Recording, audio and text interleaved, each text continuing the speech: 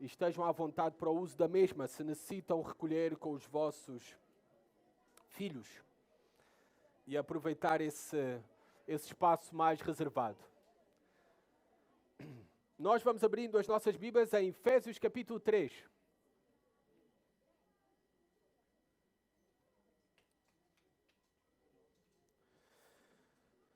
E vamos ler a palavra de Deus em Efésios capítulo 3, versículo 14 a 21. Então vamos prosseguir o nosso estudo desta obra-prima que é considerada por muitos a obra-prima de Paulo, esta carta aos Efésios. Efésios capítulo 3, versículo 14 a 21. Que grande prazer e privilégio eu tenho de estar convosco hoje para poder compartilhar a palavra de Deus.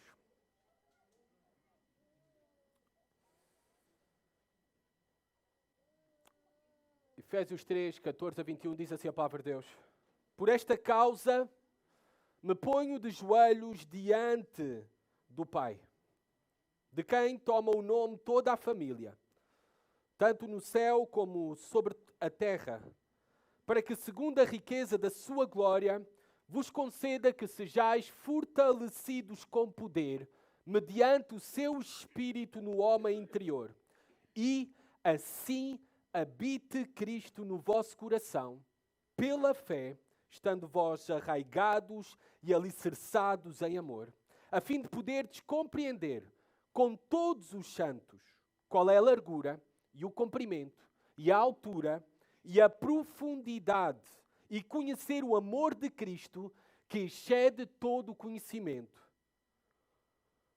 ou todo o entendimento, para que sejais tomados de toda a plenitude de Deus. Ora, aquele que é poderoso para fazer infinitamente mais do que tudo quanto pedimos ou pensamos, conforme o seu poder que opera em nós, a Ele seja a glória na Igreja e em Cristo Jesus, por todas as gerações, para todo o sempre. Amém. Senhor, fala-nos por meio da Tua palavra, Senhor. Ilumina os nossos olhos, os olhos dos nossos corações, das nossas almas, para entender a maravilhosa palavra que Tu nos deixaste revelada para nós e para que também possamos aplicá-la aos nossos corações, individualmente e como igreja, Pai. Senhor, eu bem sei que depois de ler um texto destes, Pai, com este nível de profundidade, Senhor, eu bem sou lembrado, Pai, que a mensagem é sempre maior que o mensageiro, Pai. E que Tu possas, Pai, usar este pobre, fraco, miserável mensageiro para transmitir a Tua sublime, Pai, palavra para a bênção do Teu povo esta manhã. Pedimos isso no nome do Senhor Jesus. Amém. Bem, já há alguns domingos que não tocávamos na carta aos Efésios, que não refletíamos sobre esta obra-prima do apóstolo Paulo. Esta carta, que é uma carta até pequena, apenas 6 capítulos, mas que tem uma riqueza profunda sobre as verdades mais fundamentais e ricas sobre Deus, sobre a nossa salvação, sobre o que é a Igreja, sobre a vida cristã. Paulo está a ponto de fazer uma transição na sua carta. Ele tem vindo, nos primeiros 3 capítulos, e já vimos, a exaltar o Evangelho glorioso do nosso Senhor e Salvador Jesus Cristo. O Evangelho, essas boas notícias sobre quem é Jesus Cristo e o que Ele fez para reconciliar homens pecadores com Deus para todo o sempre. O que Deus fez na sua infinita sabedoria para, de todos os povos, fazer uma só família, a Igreja. O que Ele fez para alcançar esse povo. O que Ele está a fazer nesse povo e a riqueza deste povo em Jesus Cristo. E Paulo, então, depois de nos dar toda esta parte mais teológica, doutrinal, de ensino teórico, a história do Evangelho e a nossa história, individualmente e como igreja, ele está a ponto de passar para uma parte mais prática. Agora, de acordo com aquilo que conhecemos de quem é Deus, de quem é Jesus Cristo e o que Ele fez em nós e por nós, então como é que nós devemos viver? E isso iremos descobrir na vontade do Senhor nos próximos domingos, a partir do capítulo 4 até ao final da carta.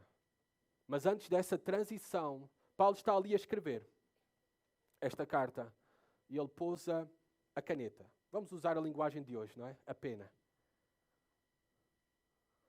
E ele sai de onde está, na sua mesa, a escrever, pousa, e depois de tudo, de refletir em tudo aquilo que ele transmitiu sobre a tão grande Salvador e tão grande salvação, ele coloca-se de joelhos para orar. E ele volta a esta carta, a continuar a escrever esta carta e diz: eu me pus de joelhos diante do Pai, orando por vocês. E ele agora vai partilhar connosco qual foi essa oração. Não é a primeira vez nesta carta que Paulo ora. Já o tinha feito anteriormente. Paulo sente a necessidade novamente de parar a carta ao meditar nas insondáveis riquezas e glória de Cristo e da sua grande sabedoria e de tão grande amor e graça e misericórdia por nós, em salvar-nos. Paulo sente novamente a necessidade de orar. E ele ora por esta igreja. Por ali pelos crentes nesta cidade de Éfeso. E isto é uma mostra de Paulo para nós de amor por aquela igreja. Amor por aquela igreja. E a pergunta que talvez salta à vista para nós, olhando para o exemplo do apóstolo Paulo e aplicando para as nossas próprias vidas: tu oras pela tua igreja? Esta não era a igreja local de Paulo. Ele plantou aquela igreja em Éfeso. Depois, o seguinte pastor em Éfeso foi Timóteo. E por fim, o apóstolo João. Esta nem era a igreja local de Paulo. E ele orava por aquela igreja.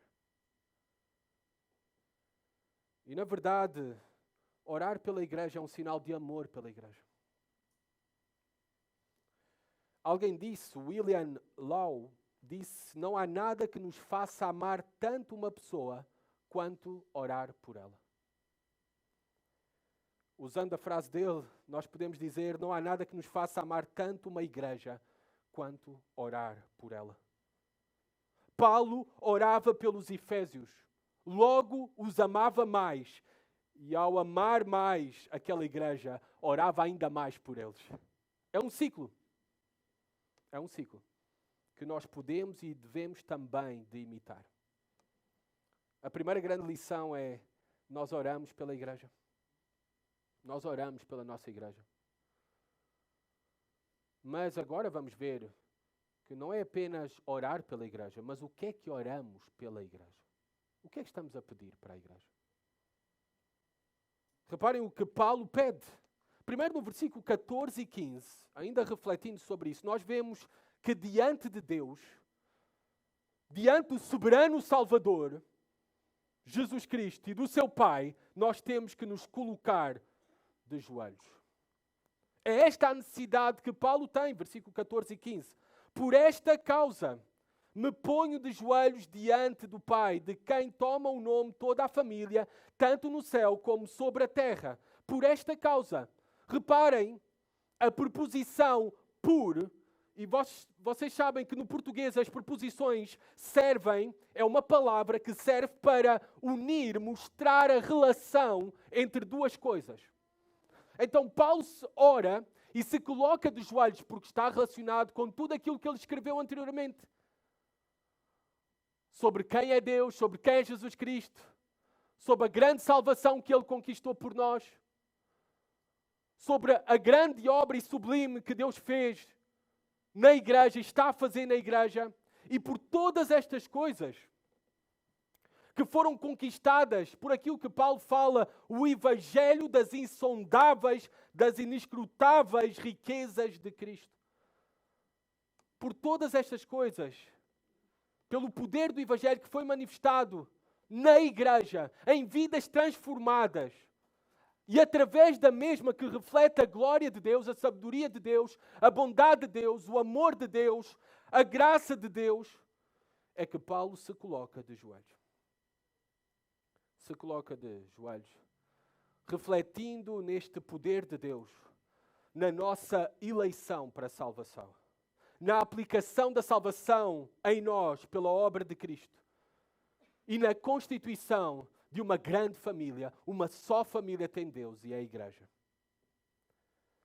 Amados, quando nós compreendemos verdadeiramente quem Deus é e o que Ele fez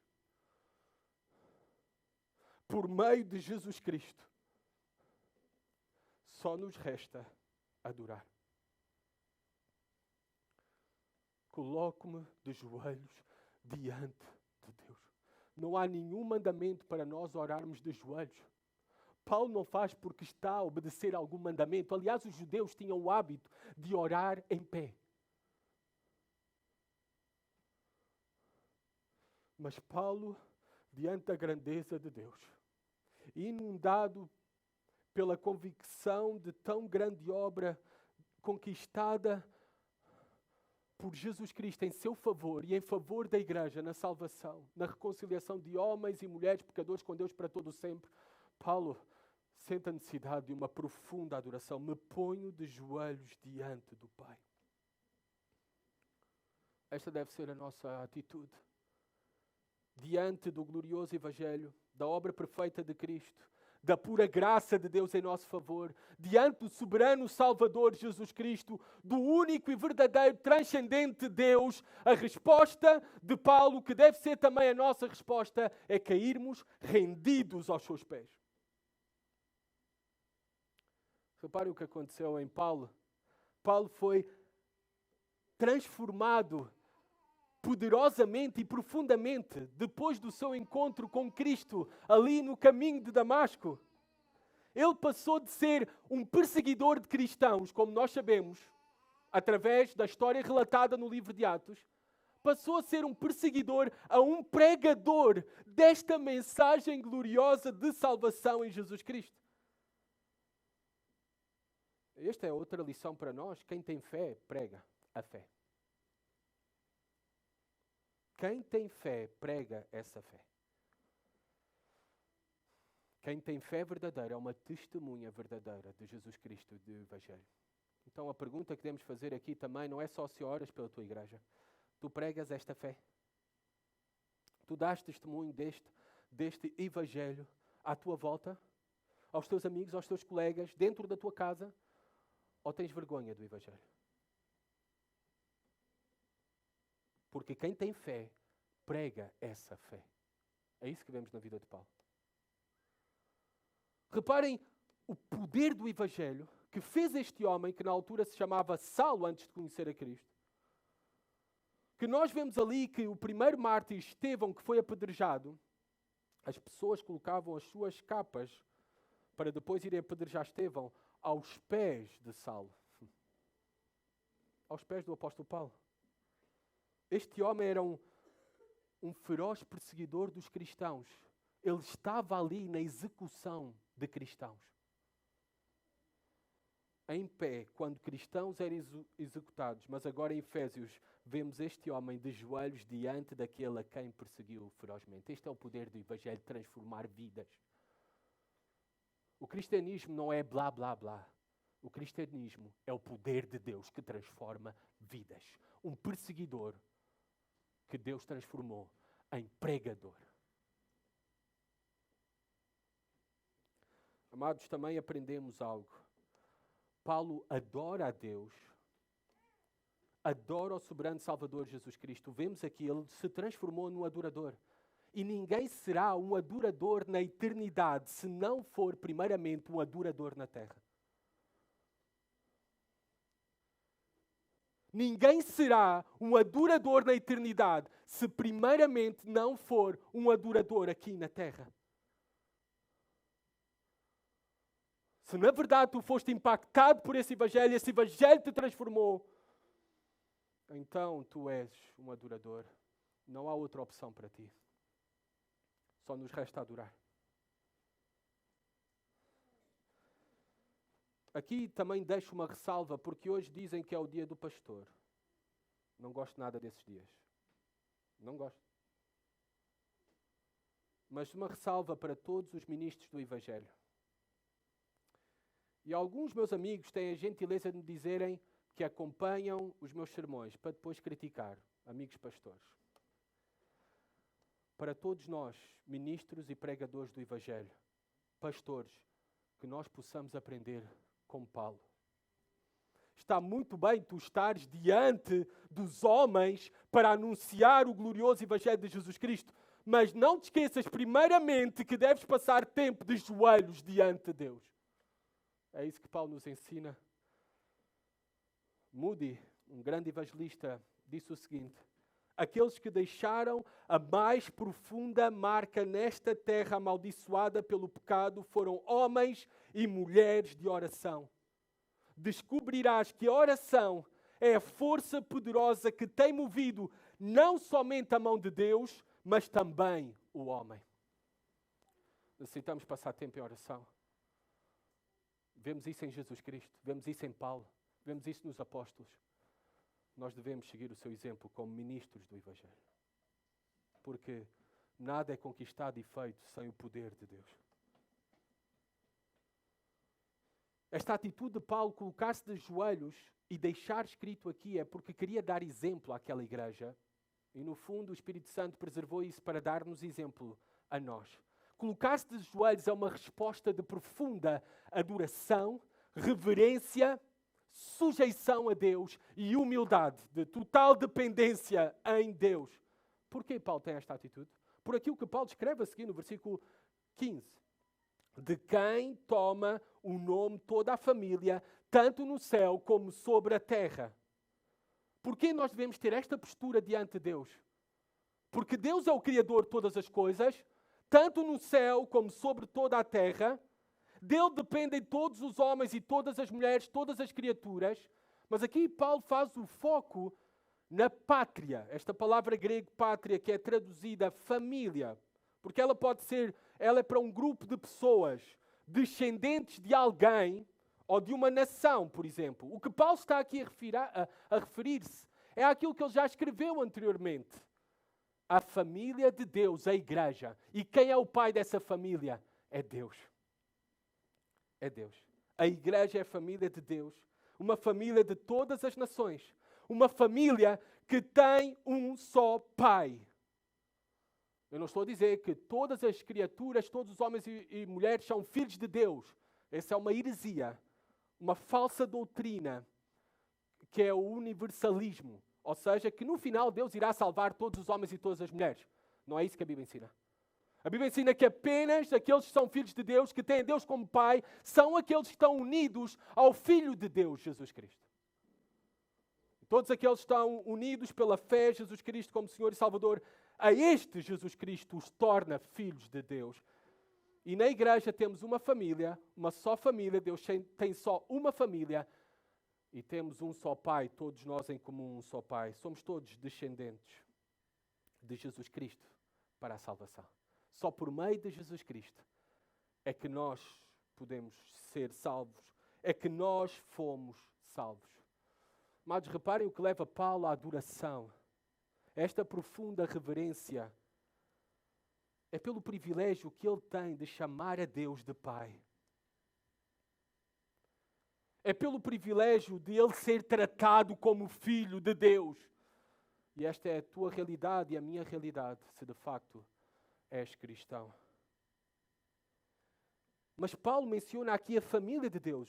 Então não apenas menciona o pai, mas uma família. Há um privilégio não apenas vertical, há um privilégio horizontal. Todos nós pertencemos a uma grande família, a família de Deus.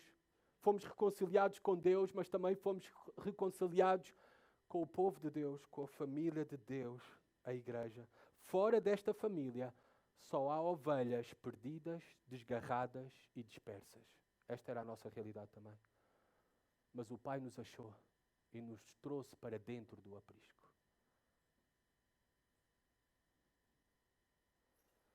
E reparem, se somos família, o que Paulo baseia a nossa unidade, sermos família, uma só família de Deus e ter o mesmo Pai. Baseie nisso mesmo. Em Deus. Em que temos um Pai. Por esta causa me ponho de joelhos diante do Pai, de quem toma o nome toda a família, tanto no céu como sobre a terra. O que nos une, amados irmãos, prestem bem atenção a isto. O que nos une como igreja é termos o mesmo Pai.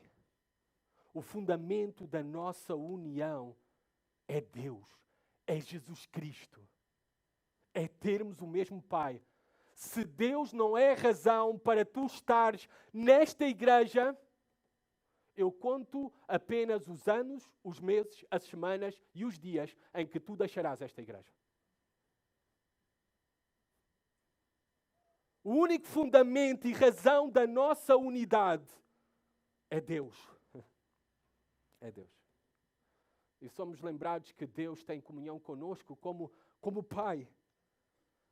Sabem, eu sei que todos os pais e mães aqui presentes podem se identificar comigo.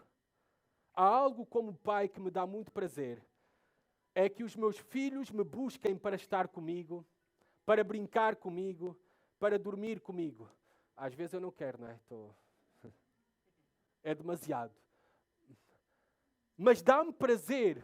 E eles ainda estão na idade que o desejam e sempre querem mais e mais. E nunca é suficiente. E tu podes ter acabado de brincar com eles há 1 hora, depois eles vêm pedir para brincar contigo e tu dizes, agora não posso. E eles dizem, tu nunca brincas comigo. Eles sempre querem mais e mais. O que Paulo nos está a ensinar aqui é também, depois do versículo 16 ao 19, que devemos desejar mais e mais de Deus. É isso que ele nos pede para pedir a Deus em oração, mais e mais dele. Reparem, desejando, do versículo 16 a 19, desejando mais de Deus. O que é que devemos pedir a Deus em oração? Como é que devemos orar por nós? Como é que devemos orar pela nossa igreja? O que é que nós devemos desejar mais e mais? Paulo nos vai dizer, versículo 16, para que, segundo a riqueza da sua glória, vos conceda que sejais fortalecidos com poder, mediante o seu Espírito no homem interior. Reparem aqui, para que, Paulo ora pelos crentes em Éfeso, primeiro confiado na riqueza da glória de Deus. A riqueza da glória de Deus, nós muitas vezes entendemos mal o que é glória. Nem sabemos explicar o que é glória. De uma forma simples, glória de Deus é a manifestação conhecida diante dos homens das suas qualidades, características, atributos de Deus. Amor, bondade, misericórdia, graça. É a sua glória que se torna conhecida diante dos homens. Paulo confia em quem é Deus. E em todos os seus atributos. Riqueza, infinito, perfeito, transcendente. E confiado em quem Ele é que Ele ora estas coisas e pede estas coisas. Primeiro Ele pede para que sejam fortalecidos com poder. É aquilo que deve fazer parte também das nossas orações, dos nossos motivos de oração. Que nós, individualmente e como igreja, sejamos fortalecidos com o poder de Deus. E o poder de Deus está à nossa disposição, por isso podemos suplicar pelo mesmo. Amados, nós dependemos do poder de Deus sempre e em todas as coisas. E Ele vem às nossas vidas e Ele está à nossa disposição, mediante o que Paulo diz, mediante o seu Espírito que habita no homem interior. Todos aqueles que conhecem Jesus Cristo, que nasceram de novo, que abraçaram Jesus Cristo pela fé, receberam o Espírito Santo que habita nos seus corações, na sua alma, no homem interior. E todos nós então temos acesso ao poder de Deus, ao próprio Espírito de Cristo que habita em nós e podemos ser fortalecidos por Ele em toda e qualquer circunstância. Este não é um poder qualquer. Este poder vemos manifesto nas Escrituras, especialmente ao longo do Novo Testamento, que registra mais as ações do Espírito Santo. Nós vemos que este é o poder que ressuscita mortos. Aliás, Paulo já tinha falado sobre isso em Efésios capítulo 2, 1. Ele vos deu vida estando vós mortos. Falando da morte espiritual. É um poder que ressuscita mortos, que está à nossa disposição. É um poder que faz homens covardes, como os discípulos que estavam escondidos num quarto depois da crucificação de Jesus. Mas quando são visitados pelo Espírito Santo, quando recebem o dom do Espírito Santo, começam a proclamar ousadamente e publicamente diante dos homens. Este é o poder de Deus em nós, que faz homens covardes serem cheios de ousadia e coragem. Este é o poder que também garante a nossa salvação. Aquele que o Pai me deu, eu não irei perder nenhum deles. Esse é o poder que garante a vitória da igreja, que nem o inferno poderá prevalecer contra ela. E esse é o poder que está à nossa disposição. E muitos mais exemplos nós podíamos refletir sobre este poder. E nós precisamos ser fortalecidos com este poder. Esta vida não é nada fácil.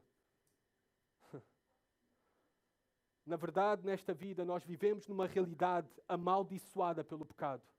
Nós próprios não somos aquilo que deveríamos ser.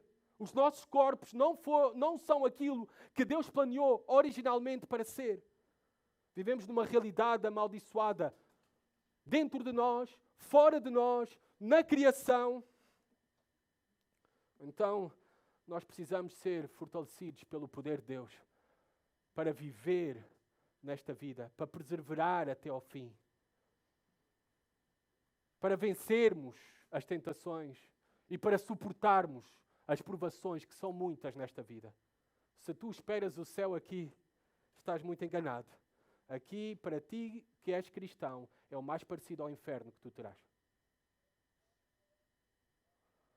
Para ti que não és cristão, é o mais parecido ao céu que tu terás. Paulo diz, fortalecidos com o seu poder. Porque há muitos inimigos dentro de nós, fora de nós. Satanás, o mundo. Há ameaças mil à nossa fé, os nossos medos, dúvidas. Mas nós não estamos sozinhos. Foi-nos dado algo maior do que aquilo que está no mundo. Maior que a nossa própria força e até vontade. E muito melhor que qualquer outro homem ou qualquer outra atividade, programa de uma igreja. Foi-nos dado o Espírito Santo. É este o poder que nós necessitamos. É este o poder que nos auxilia. É este poder que nos faz mais forte. É o Espírito Santo. Não são programas, atividades de igrejas. E às vezes nós pedimos tantas atividades e programas para a igreja. A igreja não tem isto. A igreja não tem aquilo. Paulo não pede por programas. Paulo pede para ser fortalecidos pelo poder do Espírito Santo. É isso que a igreja precisa. Reparem que aqui na sua lista, nós já lemos o texto, Paulo não pede nenhuma bênção material. Nenhuma. Nem por saúde, nem por riqueza, nem por um melhor emprego, nem por uma melhor casa. Nenhuma bênção material. Como é que são as nossas listas de oração? Aprendamos com Paulo a orar e rogar por bênçãos espirituais, que são muito maiores do que todas as materiais, fortalecidos pelo seu poder. Era isto que estava na lista prioritária de oração de Paulo. Não estava na oração de Paulo, em nenhuma das suas orações pelas igrejas, que a igreja receba ar-condicionados. Eu sei que estamos a precisar. Mas Paulo não ora sobre isso em nenhuma das suas cartas. Paulo não ora que a igreja tenha um programa de adolescentes. A nossa igreja até tem. Mas Paulo nunca pede isso ao longo das suas cartas. Paulo não ora que a nossa igreja tenha um ministério de casais a bombar, como dizem os jovens. Em nenhum momento das suas cartas pede isso. Paulo não ora para que a nossa igreja tenha um grupo coral. E eu gosto muito. Gostaria que tivéssemos. Mas Paulo não pede isso. Nas suas cartas, Paulo pede ser fortalecidos com o poder de Deus. É isso que precisamos. É do Espírito Santo. E da ação do Espírito Santo em nós e através de nós. E Paulo pede outra coisa. Habite Cristo no vosso coração pela fé. Ele já está a falar para cristãos. Está a falar para uma igreja que já tem Cristo no coração. Então o que é que Paulo está aqui a pedir? Habite Cristo no vosso coração pela fé. Reparem, Paulo está a pedir que a nossa fé não fique apenas na cabeça ou na língua, mas no coração. Que haja, é no coração que há uma profunda transformação. É no coração que estão os nossos sentimentos, afeições, vontade. A fé não é para ficar na nossa cabeça ou na língua. A fé é para descer ao coração e manifestar-se em novidade de vida. É por isso que Paulo ora. Reparem, pela primeira coisa, pela fé. Mas ele está a falar para uma igreja que já tem a fé. Que Deus já deu esse dom da fé. Ele falou sobre isso em Efésios 2, 8 e 9. Mas o que Paulo está aqui a querer dizer é que aquela igreja seja habitada, cheia de Cristo. Cheia do Espírito Santo. Paulo está a pedir que esta morada de Cristo, e é interessante a palavra que usa, habita, é uma morada permanente, não dos nómadas, porque há outra palavra no grego para habitação, que é de tendas, nómadas. Mas Paulo está a falar aqui de uma habitação permanente. Que Cristo já habita em nós, mas que Ele possa habitar nos nossos corações, preenchendo cada uma das nossas áreas, sendo o Senhor sobre tudo. Esta é uma realidade que devemos pedir para experimentar e viver constantemente e completamente. Ser cheios do Espírito Santo,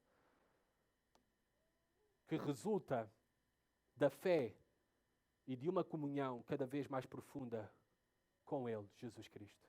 Somente assim seremos cheios do Espírito Santo. Cristo habitará no nosso coração e governará cada uma das áreas do nosso coração. Cristo será Senhor das nossas vidas, dentro do nosso lar, mas também fora do nosso lar. Cristo será Senhor no nosso trabalho, quando estamos a trabalhar. E Cristo será Senhor na nossa escola, quando não estamos com papai e mamã. Que habite Cristo no vosso coração pela fé.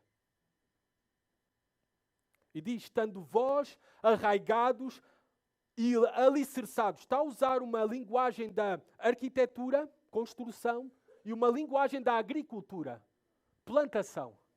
Por isso usa arraigados, ou seja, plantados e alicerçados. O fundamento, o alicerce do edifício. Em que é que nós estamos arraigados, a igreja? Em amor. Amados, não pensem que este amor está a falar que nós estamos fundamentados no amor que temos uns pelos outros. Porque se tu estás fundamentado no amor que tens uns pelos outros, eu vou-te dar uma novidade. Nós iremos falhar uns contra os outros. E vai ruir tudo como castelo de cartas. O fundamento de uma igreja é o amor de Deus, primeiramente. Vamos a Romanos 8, 35 a 39. É o amor de Deus que nos alcançou, que nos sustenta, que nos move. É o amor de Deus que nos foi dado a conhecer em Cristo Jesus, que é o nosso fundamento. E este amor, reparem os efeitos deste amor, os resultados deste amor em Romanos 8, versículo 35 a 39. Quem nos separará do amor de Cristo? Será tribulação, ou angústia, ou perseguição, ou fome, ou nudez, ou perigo, ou espada? Como está escrito, por amor de ti enfrentamos a morte todos os dias, somos considerados como ovelhas destinadas ao matadouro. Mas em todas estas coisas somos mais que vencedores, por meio daquele que nos amou.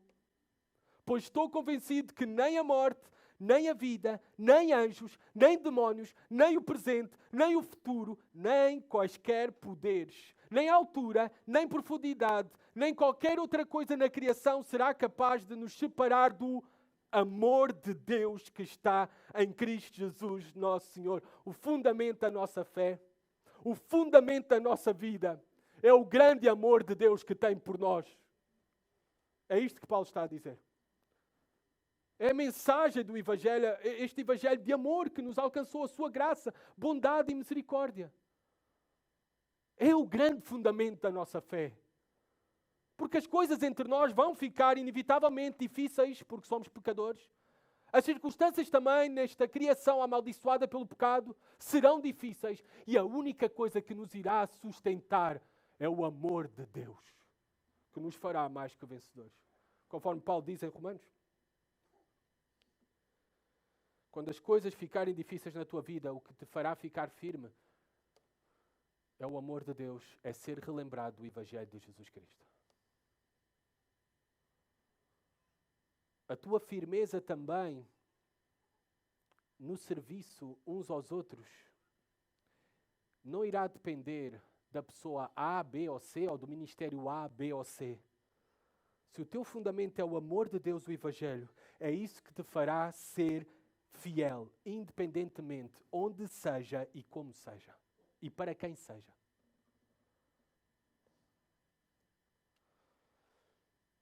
E Paulo continua a orar mais e mais por Deus, para que eles conheçam mais o amor de Cristo. Versículo 18 e 19. O que é que ele diz ali? A fim de poderes compreender com todos os santos qual é a largura e o comprimento e a altura e a profundidade e conhecer o amor de Cristo, que excede todo o entendimento, para que sejais tomados de toda a plenitude de Deus. Paulo ora aqui por compreendermos mais o amor de Deus, conhecimento. E também fala de conhecer o amor de Deus. E parece que são sinónimos que Paulo está a falar. Mas essa segunda palavra de conhecer é um conhecimento na prática. É como quando estamos a aprender a conduzir. Uma coisa é muito bem aprenderes o código. Tens aí o conhecimento, tudo, as peças da mecânica e tudo, do carro, tudo isso, sabes tudo a teoria. Mas outra coisa é saberes conhecer o carro na prática, como se conduz. Podes compreender tudo o que está nos livros, mas não ter essa experiência de conhecer como conduzir. No fundo é o que Paulo está a dizer. Não apenas que devemos crescer na compreensão do amor de Deus, do Evangelho, de quem Ele é, daquilo que Ele fez por nós, isso é bom, começa por aí, mas também devemos conhecer, aplicar o amor de Cristo, diz Paulo. Este amor que é, ele fala da largura, do comprimento, da altura, da profundidade do amor de Deus. Largura e comprimento. Eu acho que ele está-se a referir a que ele abrange todo o tipo de homens, todos os homens e mulheres. A altura, ele está a fazer uma referência ao céu. Este amor é transcendente, é maior do que nós. A profundidade é que este amor de Deus nos toca profundamente e transforma-nos, não apenas superficialmente, mas no mais profundo da alma do homem, nas nossas afeições, emoções, sentimentos, desejos, vontade. Ele é profundo. E devemos crescer neste conhecimento, nesta experiência do amor de Cristo, que Paulo diz aqui, que é possível compreender e conhecer, mas excede todo o entendimento. Parece uma contradição de Paulo. Mas porque esse amor é infinito. Esse amor é infinito. Não há nada que se compare ao amor de Cristo. Não há nada que se assemelhe ao amor de Deus por ti. Ele excede todo o entendimento. Tu já pensaste alguma vez porque é que Deus não deixou os nossos pais tomarem da árvore da vida, ali no jardim do Éden, comer do mesmo para viverem para sempre e assim viverem debaixo da maldição do pecado para todo o sempre? Deus não os deixou fazer isso. Os expulsou do jardim do Éden para não viverem para sempre, não tomarem da árvore da vida e viverem para sempre. Amor que excede todo o entendimento. Tu já pensaste no porquê que Deus não os destruiu, fulminou imediatamente, quando podia ter feito e disse que quando tomares esse fruto da árvore do conhecimento do bem e do mal, se o fizeres, morrerás. E o podia os ter destruído, fulminado ali e criado uma nova humanidade com outro Adão e Eva. Mas não o fez. Porquê que Deus não destruiu essas criaturas que foram criadas do pó e que se rebelaram contra um bom perfeito e santo Criador. O amor de Deus que excede todo o entendimento. Porquê que Deus ainda, eles envergonhados por causa das consequências dos seus pecados, porquê que Deus ainda os cobriu, os vestiu, como uma mãe veste os seus filhos? Esse amor que excede todo o entendimento. E porquê que a maior maldição do pecado não vai para o homem, para a mulher, mas vai para a serpente? Este Deus que excede o seu amor e excede todo o entendimento. E porquê que Deus enviou o seu Filho à terra, que se fez homem, deixou a glória, habitou entre nós, nascido de mulher, para morrer na maldição da cruz por homens maus, injustos, rebeldes e pecadores. Por nós, este Deus de amor e o seu amor excede todo o entendimento. E porquê que, como vimos em Efésios, Deus te escolheu a ti ou a mim para ouvir o Evangelho e respondermos ao mesmo, dando-nos a fé? Este amor de Deus que excede todo o entendimento. E porquê que Ele constituiu uma família de todas as nações unidas em Jesus Cristo, a Igreja? Este Deus de amor que excede todo o entendimento. Este amor de Cristo pode ser compreendido e conhecido sobrenaturalmente pela obra do Espírito de Deus em nós, ainda que um dia apenas o iremos conhecer perfeitamente e completamente na eternidade. E diz aqui Paulo, ora, agora eu acho que está num êxtase na oração. Chega a um clímax na oração. E reparem o que ele pede, para que sejais tomados de toda a plenitude de Deus. Eu nunca ousei pedir isto. Eu não consigo pensar em algo mais ousado para pedirmos em oração, mas também devo confessar, não consigo pensar em um pedido melhor do que este. Para que sejamos tomados de toda a plenitude de Deus. Experimentar toda a plenitude de Deus. No fundo, o que Paulo está a pedir é para que sejamos como Cristo. Nele habita toda a plenitude de Deus.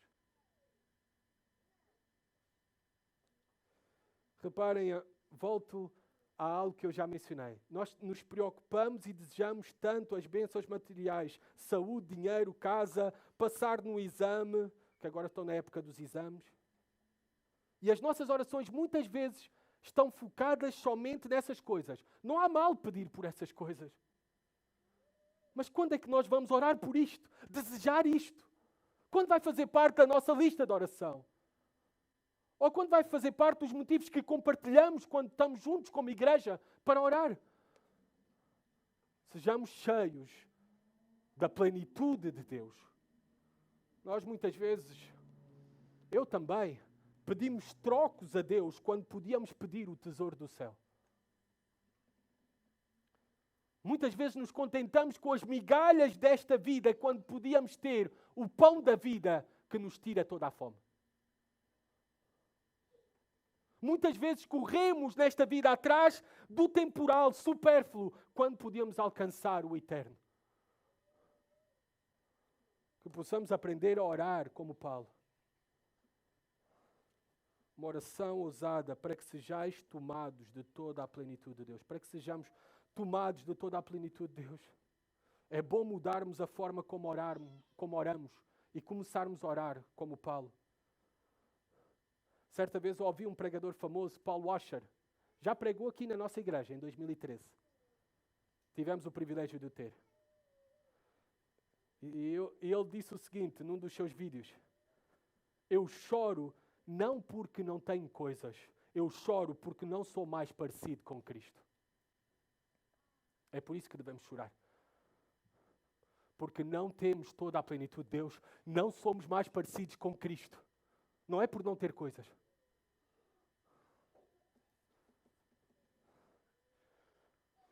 Se temos Cristo, porque foi nele, como diz Paulo em Colossenses 1:9, porquanto foi do agrado de Deus que nele, em Cristo, habitasse toda a plenitude de Deus. Se temos Cristo, temos tudo o que precisamos. Ele é o maior tesouro do céu. Temos tudo o que necessitamos.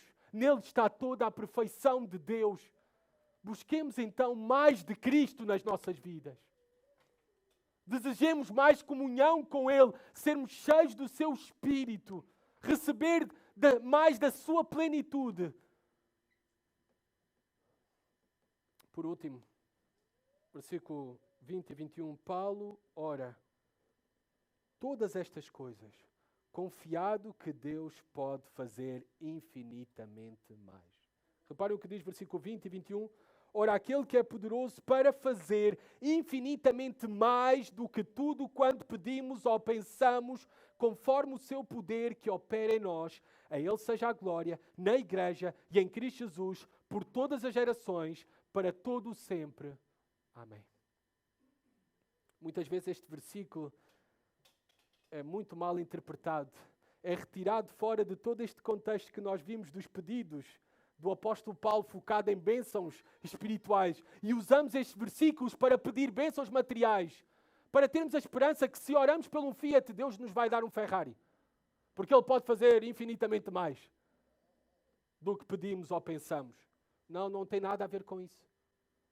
O foco aqui de Paulo é essas bênçãos e benefícios que nós temos no amor de Deus em Cristo Jesus.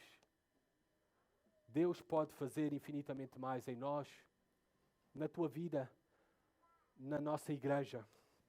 Aquele que é poderoso para fazer infinitamente mais do que tudo o que pedimos ou pensamos.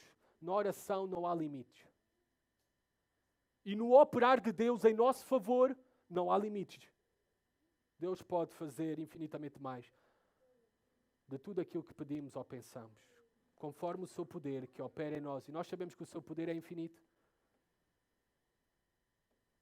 O seu poder é infinito.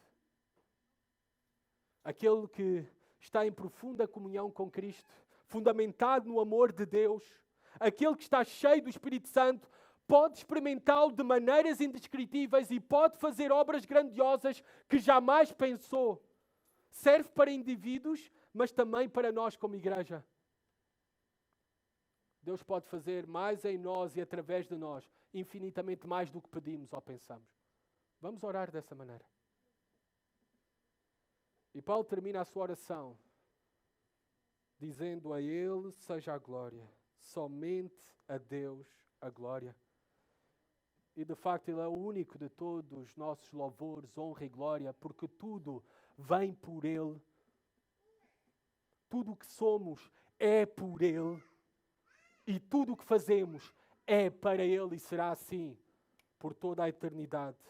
Ele será glorificado para todo o sempre, como vemos no livro do Apocalipse. Este é o alvo principal e deve ser o alvo principal das nossas vidas. Igreja, é de viver para a glória de Deus. E ele diz isto mesmo aqui no texto. A Ele seja a glória na Igreja e em Cristo. Mas Paulo destaca aqui que Deus é glorificado na Igreja e deve ser glorificado na Igreja. Não há nada mais importante na terra que a Igreja. Não há nada mais importante na terra que a Igreja de Cristo. Ela proclama a glória de Deus. Ela também reflete a glória de Deus aqui na terra. Veem como nós devemos ter em alta estima a Igreja? O valor da Igreja? A importância da Igreja?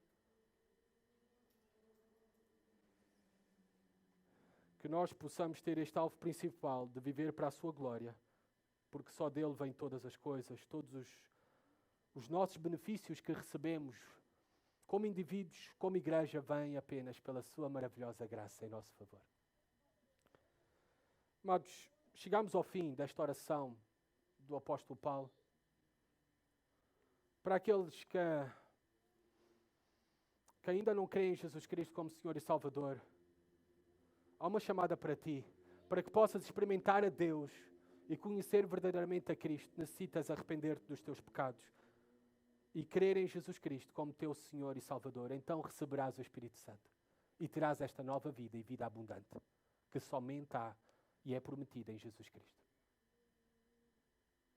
Para nós cristãos, nós aprendemos com Paulo que não há melhor lugar para um cristão do que estarmos de joelhos diante de Deus. Não importa o lugar. Não importa se é uma prisão ou não. Não importa onde estejamos, em que condições estejamos. Não há melhor lugar para um cristão do que este, de estarmos de joelhos diante de Deus, de orarmos. E nós também fomos relembrados do maior e melhor privilégio que temos como filhos de Deus, é a nossa comunhão com o Pai Celestial. Mas não é verdade que nós desfrutamos muito pouco da mesma? Não é verdade que muitas vezes nos contentamos com as migalhas ou com apenas gotas quando podemos comer fartamente e beber abundantemente da plenitude de Deus? Não apenas no dia do Senhor ou domingo, mas no dia a dia das nossas vidas. Que possamos desejar mais dessa plenitude de Deus no dia a dia. Agendas ocupadas, todos nós sempre vamos ter. Jesus Cristo foi o homem mais ocupado de todos.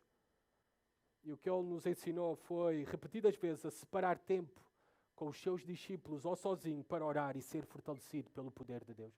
Igreja, devemos separar tempo para orarmos e sermos fortalecidos pelo poder de Deus. Na quarta-feira haverá culto de oração, fazendo isso individualmente, mas também juntos. Ouvi uma frase, não sei quem é que disse isso, nem sei se é cristão ou não, mas disse o seguinte, eu gravei. Foi como uma flecha para o meu coração.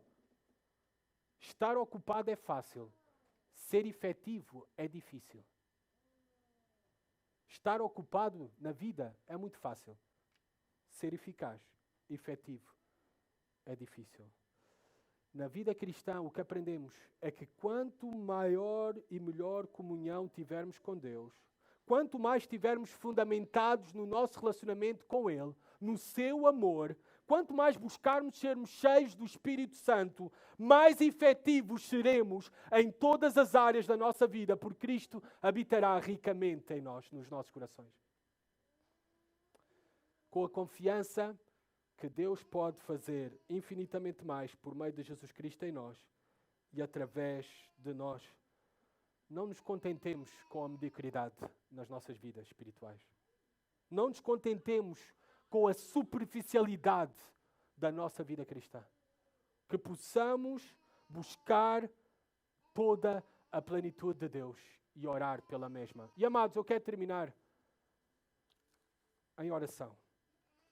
E eu quero convidar aqueles que podem a colocarem-se de joelhos, como o apóstolo Paulo fez, e fazer esta oração pelas nossas vidas, pela nossa igreja. Vamos orar agora. Aqueles que podem, coloquem-se de joelhos como o apóstolo Paulo.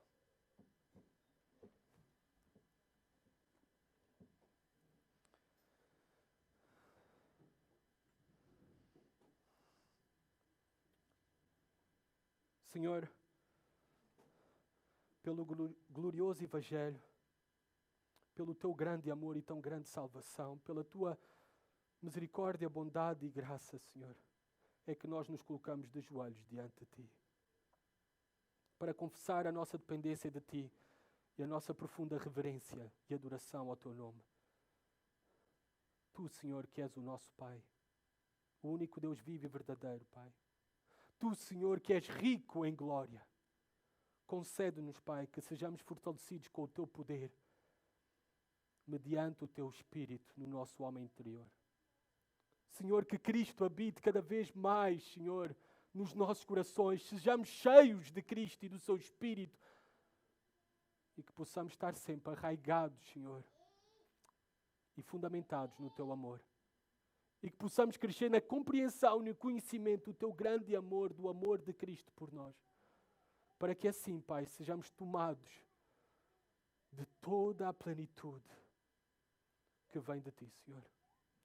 Oramos assim, confiados, Tu podes fazer em nós, na nossa igreja, e através de nós, infinitamente mais do que tudo quanto pedimos ou pensamos, conforme o Teu poder que opera em nós. A Ti, Senhor, seja a glória na nossa igreja e em Cristo Jesus, por todas as gerações, para todo o sempre. Amém.